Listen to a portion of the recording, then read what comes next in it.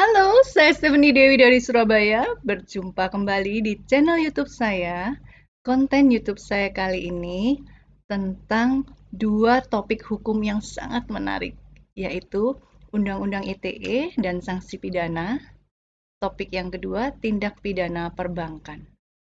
Untuk memenuhi ujian akhir semester Kapita Selekta Pidana pada tanggal 6 Juli 2023. Di bawah bimbingan dosen Dr. Heri Firmansyah. Saya melibatkan 30 responden. Ini dosen saya, teman-teman.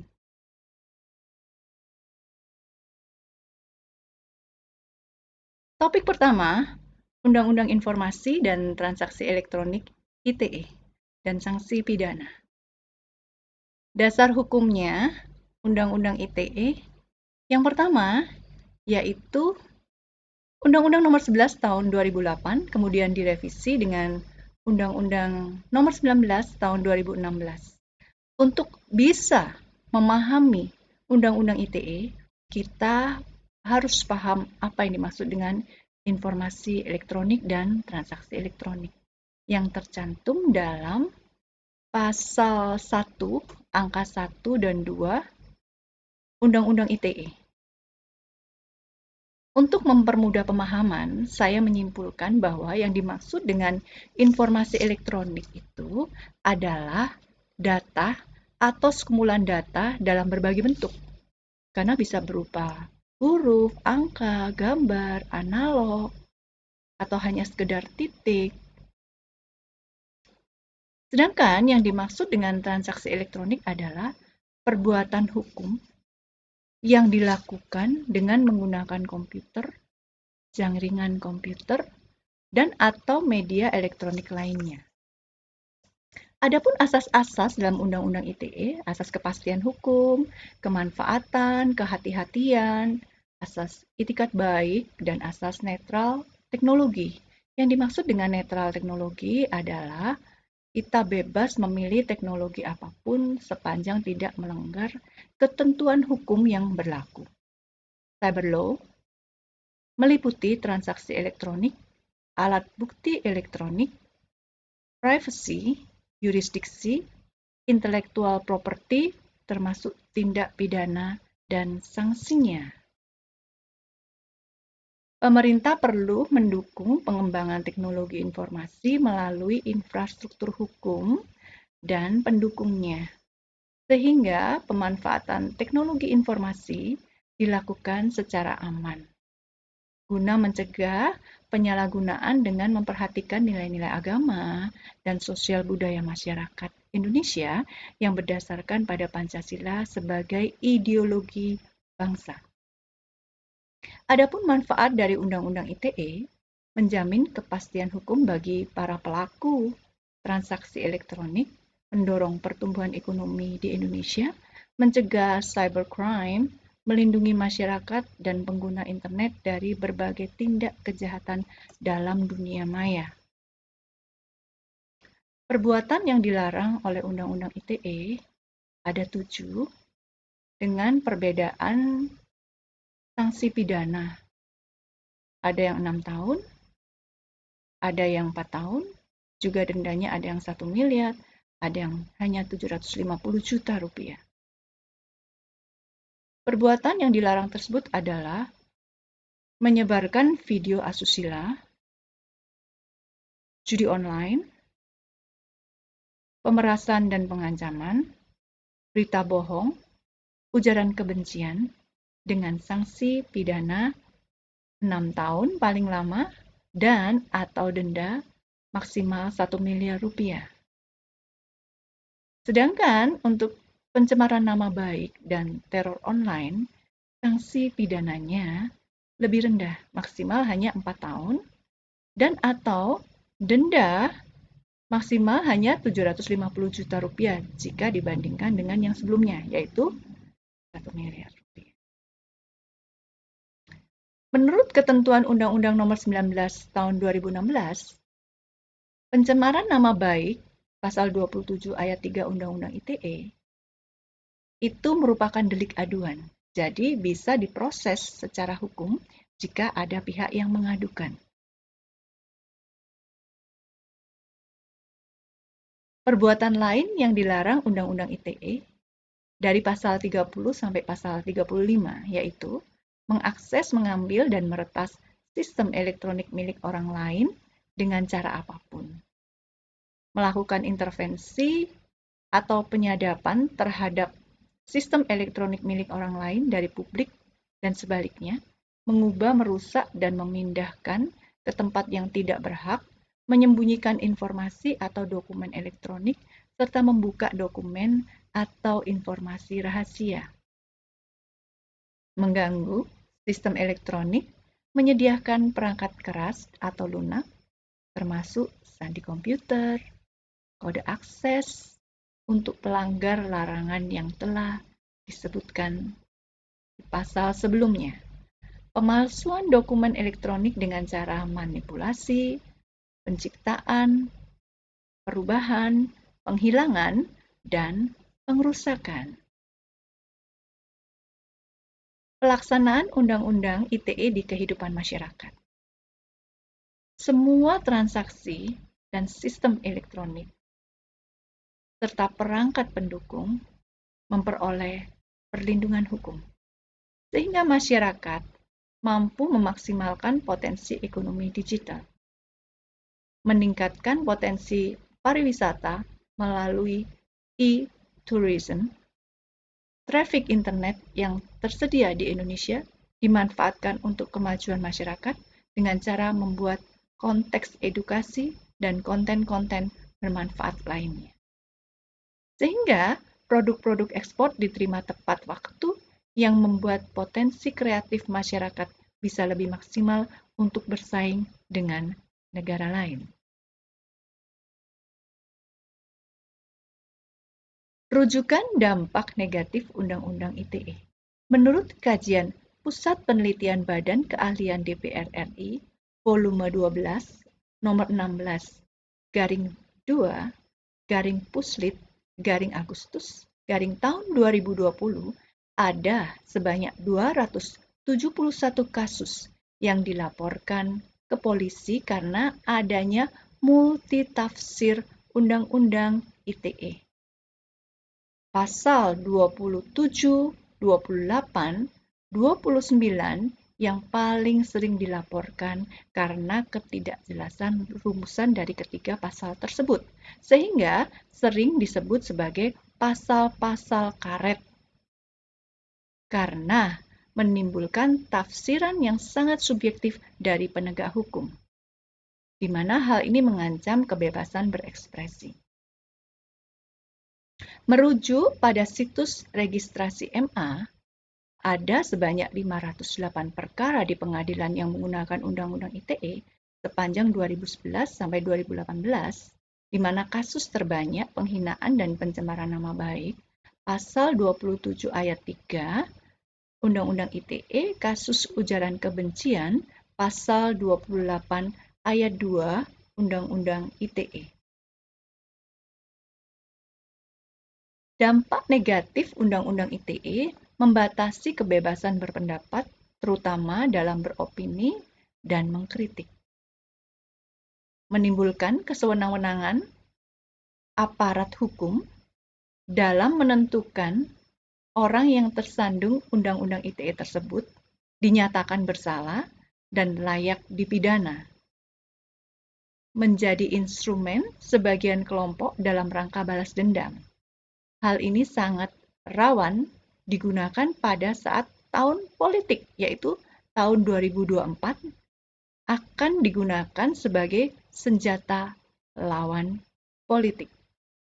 Kurang menjamin kepastian hukum, pasal-pasal multitafsir memicu keresahan dan perselisihan masyarakat yang dengan mudah melaporkan kepada penegak hukum, menambah konflik penguasa versus masyarakat. Tidak efektif karena beberapa pasal duplikasi aturan KUHP, contohnya pasal 27 ayat 3, Undang-Undang ITE terkait penghinaan dan pencemaran nama baik telah diatur dalam pasal 310 dan 311 KUHP. Kasus Undang-Undang ITE pertama kali menimpa Prita Mulyasari sebagai tergugat dari Omni International Hospital Alam Sutera Tangerang pada tahun 2008. Adapun pasal yang dipersangkakan adalah pasal 27 ayat 3. Pada tingkat pengadilan pertama, Prita dinyatakan tidak bersalah. Tetapi pada tingkat kasasi dinyatakan bersalah, kemudian Prita mengajukan PK dan MA menyatakan Prita tidak bersalah. Salah satu alasannya karena adanya multitafsir terhadap Undang-Undang ITE. Kita masuk pada topik yang kedua, yaitu tindak pidana perbankan, kejahatan perbankan, banking crime. Dasar hukumnya Undang-Undang Nomor 7 Tahun 1992,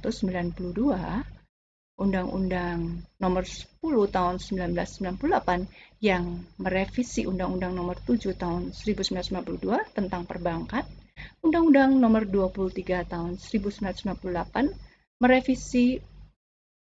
direvisi dengan Undang-Undang Nomor 3 Tahun 2004 tentang Bank Indonesia. Jenis-jenis tindak pidana perbankan menurut Undang-Undang Perbankan antara lain bank ilegal atau bank gelap, kerahasiaan bank, pemalsuan, penyuapan. Adapun pasal-pasal yang terkait tindak pidana perbankan yaitu pasal 46 ayat 1 dan ayat 2 tentang bank ilegal dan bank gelap, bentuk badan hukum dan pihak yang akan dituntut. Pasal 47 ayat 1 dan ayat 2 tentang meminta atau memberitahukan keterangan yang wajib dirahasiakan. Pasal 47A tentang pihak perbankan terkait merahasiakan keterangan perkara pidana yang sedang diproses. Pasal 48 ayat 1 dan ayat 2 tentang pihak terkait perbankan menutupi keterangan perbankan kepada BI baik sengaja ataupun lalai. Pasal 49 angka 1 huruf A, B, C, dan angka 2 huruf A dan B tentang pihak terkait perbankan memalsu, menghilangkan, mengubah laporan keuangan apapun transaksi perbankan. Pasal 50 tentang pihak terafiliasi tidak melaksanakan ketentuan peraturan perundang-undangan perbankan. Pasal 50A tentang pemegang saham sengaja menyuruh pihak terkait melanggar ketentuan peraturan perbankan. Di mana pasal-pasal tersebut di atas disebutkan dalam pasal 51 angka 1 dan 2 bahwa merupakan tindakan kejahatan kecuali pasal 48 ayat 2 adalah tindakan pelanggaran. Ruang lingkup tindak pidana perbankan berdasarkan KUHP, yaitu pemalsuan pasal 244 sampai 276, penggelapan pasal 372 sampai 377, perbuatan curang termasuk penipuan pasal 378 sampai 395, perbuatan merugikan kreditor pasal 396 sampai 405. Pendayagunaan semua cara untuk memberantas kejahatan di bidang perbankan perlu dilakukan, mengingat aparat penegak hukum seolah-olah tidak berdaya untuk melawan dikarenakan kedudukan ekonomi atau politik yang kuat dari pelaku. Keadaan-keadaan di sekitar perbuatan yang mereka lakukan itu sedemikian rupa sehingga mengurangi kemungkinan mereka untuk dilaporkan atau dituntut karena adanya backing dari orang penting, orang berpangkat, atau seseorang yang sedang menjabat.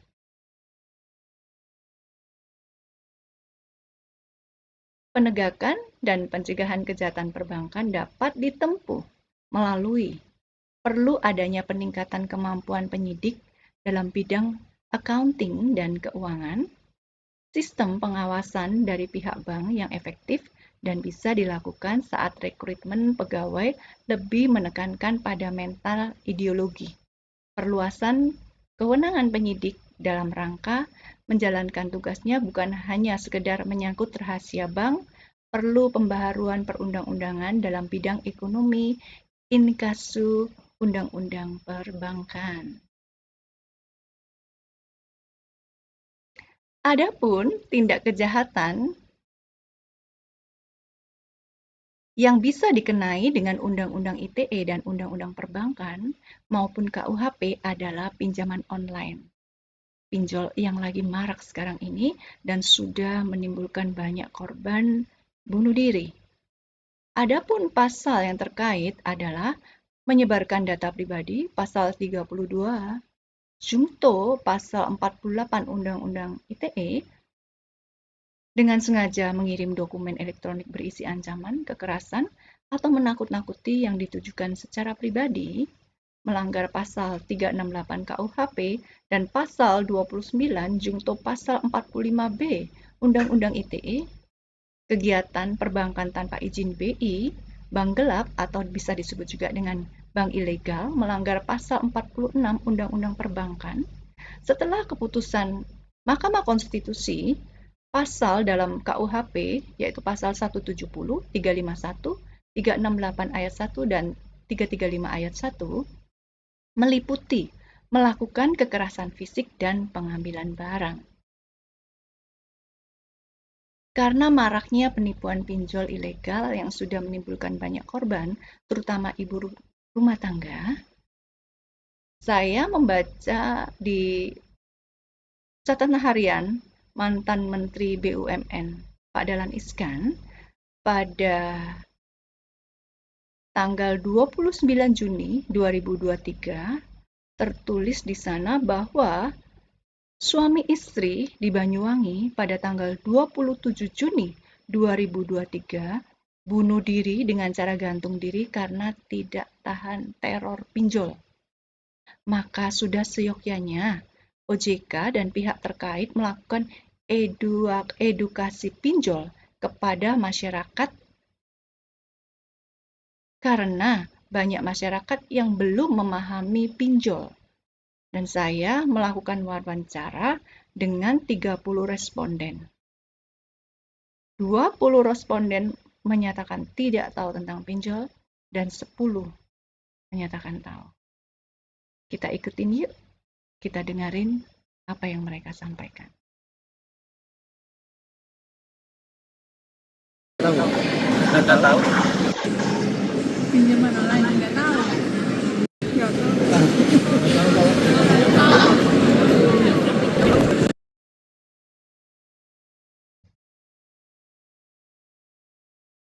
Dari 10 responden yang tahu perihal pinjol, karena keterbatasan waktu saya memilih 5 untuk diperdengarkan pendapatnya. Mari kita perdengarkan pendapat mereka.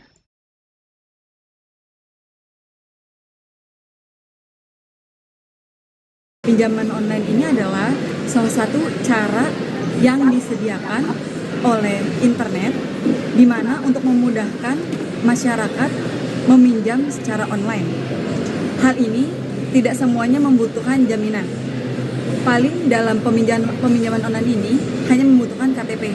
Jadi hal ini memudahkan masyarakat untuk meminjam uang secara online. Di Indonesia tuh udah banyak banget pinjaman online.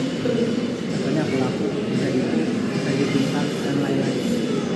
Kamu sudah pernah mendapat manfaat dari pinjaman online? Mendapat manfaat sih sudah. Sudah. Udah sering? Kalau keadaan lagi kepepet gitu, Tapi aman-aman aja ya. mana-mana aja. Jadi kamu bukan pilih yang ilegal kan? Bukan, yang legal. Yang legal ya? Daftar di OJK. Jadi kamu nggak mau yang ilegal ya? Ya, Yang dipakai pasti ada bunganya lah, Menurut kamu bagus apa enggak itu? tergantung pemakaiannya Kak. Kalau misalnya emang digunain buat yang bener ya bagus, kalau misalnya nggak dibayar, contoh kabur gitu, gagal bayar ya enggak sih. Gitu ya. Tapi jadi kamu setuju dengan adanya pinjaman online ya? Kalau misalnya buat saya pribadi sih saya setuju, kadang bisa ngebantu saya sih kalau buat ekonomi gitu. Oh jadi kamu kadang pinjam juga ya? Beberapa kali sih saya pinjam. Dan selalu aman-aman saja? Ya kalau saya pribadi sih karena saya bayar ya jadi aman-aman aja sih. Itu kan yang legal ya. Iya, yang Kalau legal. yang ilegal Pak, saya nggak pernah pakai. nggak pernah ya. Nggak pernah, yang di non OJK saya nggak pernah pakai. Zaman saat ini terjerat oleh pinjol karena mereka tidak bisa mengatur keuangan mereka dengan baik. Namun pinjol itu juga bisa menjadi manfaat yang baik jika kita bisa mengatur keuangan kita dengan baik dan memang menggunakan pinjol itu untuk kebutuhan yang benar-benar urgent atau mendesak. Dan juga kita tahu sumber dananya untuk menyelesaikan. Satu sisi keuntungannya membantu dapat pinjaman lunak tanpa agunan, tapi minusnya adalah bunganya mungkin terlalu tinggi, kurangnya regulasi, walaupun tetap diawasi oleh JK, sehingga banyak yang tidak bayar, NPL-nya tinggi jadinya, gitu. Terus apa lagi ya? Kalau yang ilegal tuh Kalau yang ilegal udah jelas nama ilegal, seharusnya itu pergerakan dari si pengawas OJK dan Bank Indonesia harusnya segera menutup. Pinjaman online itu sih keuntungannya, kita sekarang lebih mudah dapat duit hard cash, tapi satu sisi juga sekarang marak jadinya orang yang nggak bisa bayar dikejar-kejar gitu kan, apalagi sekarang ada kontak daruratnya itu, kita nggak tahu tiba-tiba nama kita tercatat sebagai kontak darurat, bisa dihubungi setiap saat, kita nggak tahu.